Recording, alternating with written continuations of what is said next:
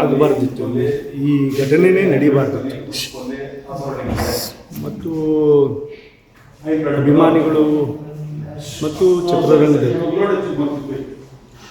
ಸಾಧಕ ಬಾಧಕಗಳು ಮತ್ತು ಕೊರತೆಗಳು, ಕಲಾವಿದರುಗಳನ್ನು ಹೊಗಳೋದಾಗಲಿ ಅಥವಾ ತೆಗಳೋದಾಗಲಿ ಎರಡೂ ಇರ್ತದೆ.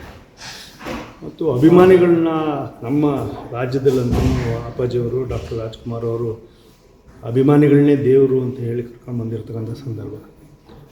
ಯಾವುದೋ ಒಂದು ಐತರವಾಗಿರ್ತಕ್ಕಂಥ ಘಟನೆ ನಡೆದೋಗಿದೆ.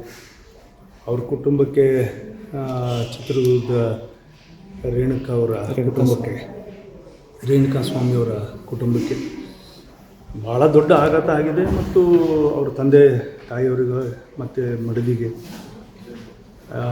ತುಂಬಲಾರದಂಥ ಒಂದು ನಷ್ಟವೂ ಕೂಡ ಆಗಿದೆ. ಇವತ್ತು ದರ್ಶನ್ ಅವರು ಬಂಧಿತರಾಗಿದ್ದಾರೆ. ಕಾನೂನು ತಂದೆ ಆಗಿರತಕ್ಕಂಥ ವ್ಯವಸ್ಥೆಯಲ್ಲಿ ಇದೆ. ನಾನು ಈ ಸಂದರ್ಭದಲ್ಲಿ ಅದ್ರ ಬಗ್ಗೆ ಕಾಮೆಂಟ್ ಮಾಡೋದಕ್ಕೆ ಅಷ್ಟು ಯೋಗ್ಯ ಅಲ್ಲ ಅಂತೇಳಿ ನನಗೆ ಅನಿಸುತ್ತೆ.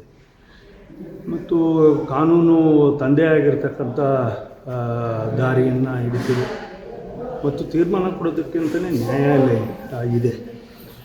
ಒಂದು ಕಲಾವಿದರಾಗಿ ದರ್ಶನ್ ಅವ್ರ ಜೊತೆಗೆ ನಾವು ಕೆಲಸ ಮಾಡಿದ್ರಿಂದ ಯಾರೇ ಒಬ್ಬ ಕಲಾವಿದ ಮತ್ತೊಬ್ಬ ಕಲಾವಿದನಿಗೆ ನೋವಾಗುತ್ತೆ ಅಂದರೆ ನಾವೆಲ್ಲರೂ ಕೂಡ ಆ ನೋವಿಗೆ, ಬಟ್ ನೋವು ತನ್ನಿಂದ ತಾನೇ ಮಾಡ್ಕೊಂಡಾಗ ಅದು ಎಲ್ಲ ಕುಟುಂಬದ, ನಮ್ಮ ಚಿತ್ರರಂಗದ ಎಲ್ಲರಿಗೂ ಕೂಡ ಅದು ನೋವಾದಂತೆ.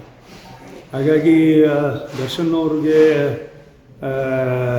ಆಗಿರ್ತಕ್ಕಂಥ ಘಟನೆ ಅವರಿಂದನೇ ಏನಾದರೂ ತಪ್ಪುಗಳಾಗಿದ್ದರೆ ಅದನ್ನು ನ್ಯಾಯಾಲಯ ತೀರ್ಮಾನ ಮಾಡ್ತದೆ. ಅವರಿಗೆ ಯಾವ ಥರವಾಗಿರ್ತಕ್ಕಂಥ ಮತ್ತು ದೇವರು ಅಂತೇಳಿ ಒಬ್ಬ ಇದ್ದಾನೆ, ನ್ಯಾಯನ ಆ ಕುಟುಂಬಕ್ಕೂ ಒದಗಿಸ್ಕೊಡ್ತಾನೆ ಮತ್ತು ತಪ್ಪು ಮಾಡಿದವರಿಗೆ ಶಿಕ್ಷೆ ಕೊಡೋದಕ್ಕಂತಲೇ ಕಾನೂನು ಇದೆ, ಮತ್ತು ದೇವರು ಇದ್ದಾನೆ ಅಂತ ನಾನು ಭಾವಿಸಿದೆ.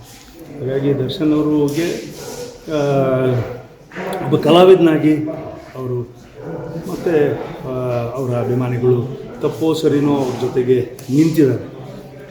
ಅದನ್ನು ನೋಡ್ಕೊಳ್ಳೋದು ಒಂದು ಕಡೆಗೆ ಆದರೂ ಕೂಡ ಕಲಾವಿದರಾಗಿ ಅವರಿಗೆ ಬೇಗ ಒಂದು ಈ ಪರಿಸ್ಥಿತಿಯಿಂದ ಹೊರಗಡೆ ಬರಬೇಕು ಅಂತ ಆಶಿಸ್ತಾರೆ. ಮತ್ತು ರೇಣುಕಾ ಸ್ವಾಮಿಯವ್ರ ಕುಟುಂಬ, ಕಾನೂನು ಮತ್ತು ಭಾಳಷ್ಟು ಜನ ಅವರ ಕುಟುಂಬಕ್ಕೆ ಸಾಂತ್ವನ ಹೇಳ್ತಕ್ಕಂಥ ಕೆಲಸವನ್ನು ಮಾಡಿದ್ದಾರೆ. ಮತ್ತು ಜೊತೆಗೆ ನಾವೆಲ್ಲರೂ ನಿಲ್ತೀವಿ, ನ್ಯಾಯ ಒದಗಿಸ್ಕೊಡ್ತೀವಿ ಅಂತ ತಾಯಿ ಕೇಳ್ಕೊಂಡಿದೆ.